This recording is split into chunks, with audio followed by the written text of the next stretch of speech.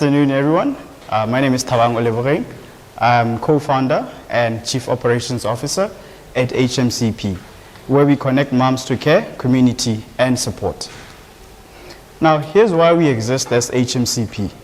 Now, over 50% of women in sub-Saharan Africa suffer or have lack of accessibility to maternal healthcare services. And over 70% of moms in sub-Saharan Africa use multiple tools, disfragmented multiple tools for what should be in one seamless platform. And 1 in 5 mothers face postpartum depression alone, without support. And then moms in rural communities remain digitally invincible to the maternal healthcare system. Now, we're not solving for any other market. It's not a niche market. It's a 24 million Pula worth market. It's 2.4 million Pula worth market. And we are strategically positioning ourselves to service 50,000 moms annually with our platform. Here's what we're offering our mothers. Number 1, a digital solution. The digital solution is called MamaLink. It links moms to care, support, and community.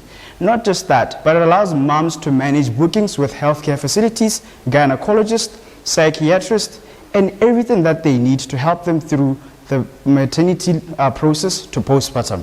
The second product is our postpartum recovery kits. These are kits that are developed and designed for moms to deliver care to their doorsteps.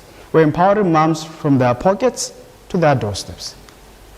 Here's our revenue model. We have 2 postpartum care packages. One that's curated for moms that give birth by natural birth, and one that's curated for moms that give birth by C-section. And then we have our MamaLink platform.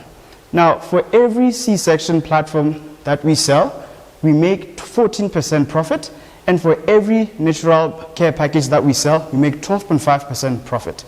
In Pulas, that is 200 Pula each package. And then for the MamaLink platform, we charge clinics 200 Pula per month to subscribe to accessibility to the platform. Moms access our platform for free. We're impacting lives of mothers. Here's our traction. This proves that our model works. In the past 8 months, we've onboarded 510 mothers into MamaLink. We've also delivered 141 kits to moms with a rating of 4.5. And then we also have piloted partnerships with 14 facilities, private facilities, ranging from clinics, psychiatrists, and counseling facilities. They're both paying 200 Pula per month. In addition to all of this, something that has expanded our serviceable and addressable market, we're piloting partnerships with 2 insurance companies to launch a policy program for moms. We partner with clinics for referrals, where clinics refer moms to MamaLink, and then we refer moms to the clinics. We also do community engagement programs, workshops, where moms come and gather and exchange ideas, and we tell them about the product offerings that we have. Our competitive edge is that when other people or other entities are running to create mobile apps, we also positioned ourselves to create the USSD platform that allows moms to find facilities within their regions, connecting them to care, support, and community. Ladies and gentlemen, we're not building an app. We're creating a care movement. We're not also just asking you to invest into an app, but asking you to invest into the end of the disconnect and disfragmented maternal healthcare system. Thank you very much. I think I'll start off by saying, Botswana actually has one of the best healthcare systems in the country. You know that, if you didn't know. So when you talk about Southern Africa, you should know Botswana is actually a leader when it comes to our programs. We're taking care of mothers and expectant mothers. The transmission of HIV from mother to child. Botswana is now a leader in the success of that program. So Botswana has a robust system in terms of how we take care of mothers, especially when they're expectant, to delivery. So that is already in place. So when you're talking about that being a pain point or a gap, I just wanted to, just set the record straight. The government is doing very well. We are supporting mothers. Yes, it is not digitalized. Okay, so yes, I'll agree it's not digitalized, but there is a robust framework that is working and that's in place.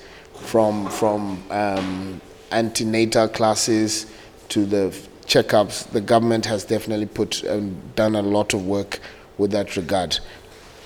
That said, In terms of the value add, I believe you can support the government's initiatives by looking at how to partner with them and enhance what they're doing.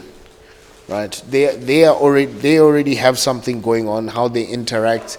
They have mobile nurses. They have posts where women go for checkup. You can partner with them and enhance the offering. In terms of a subscription model, I don't think the burden should be on the women.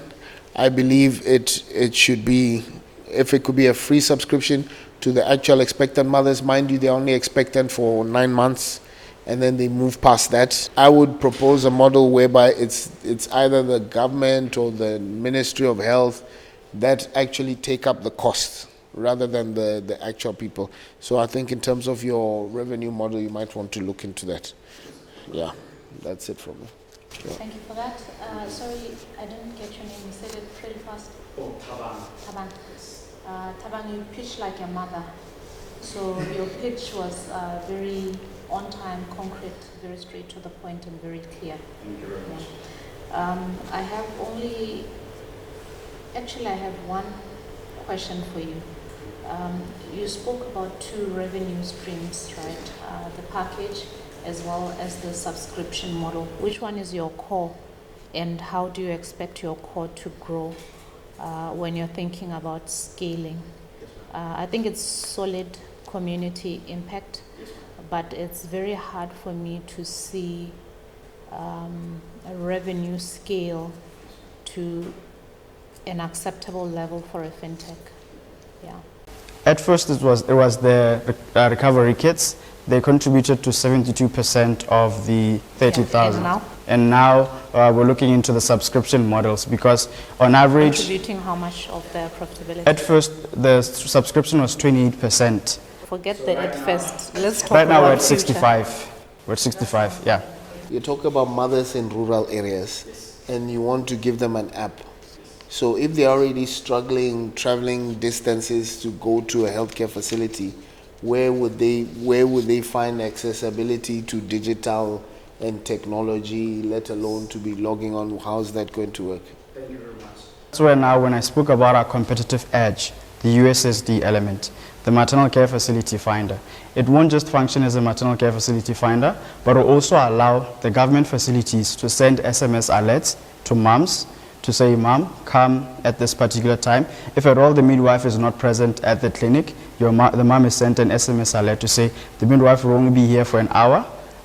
So if you miss that, don't come or anything, just SMS alerts and the USSD element of it. Because like we said, if a mom is in, like one of the villages we went to in Pitsani, just along Good Hope, it's a very remote place. So some moms would come from afar, walking and getting there, finding the midwife is not there, or maybe some medicine that was prescribed for them is not there.